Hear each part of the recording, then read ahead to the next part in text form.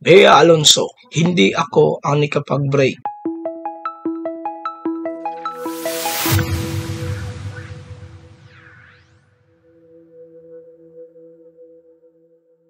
Ang aktor na si Dominic Roque ang nakapag-break sa ex-fiancé niyang si Bea Alonso. Taliwas ito sa kumalat na impormasyong si Bea ang nagdesisyong hindi na ituloy ang nakaplano nilang kasal ni Dominic Roque ngayong taon. Ito ang inamin ni Bea sa panayam ni Nelson Canlas na umere sa 24 oras ngayong Huwebes ng gabi, June 13, 2024. Naungkat ang tungkol dito nang mapag-usapan ang dagok na pinagdaanan ni Bea nang maghiwalay sila ni Dominic at kung paano niya hinarap ang samut-saring akusasyon sa dahilan ng breakup. Isa raw sa nais tuldukan ni Bea ay ang kumalat na chismis na siya ang tumapos sa higit 4 na taon nilang relasyon ni Dominic. Saad ni Bea, doon ako siguro mas naapektuhan kasi maraming nag-spread ng false narrative about my life. And when you're going through something really difficult in your life and you have other people narrating it for you in a different way, very different from the way you see it and very different from the truth, sobrang sak niya. Kasi yes, it affects you because it's one thing to go through something silently, like a very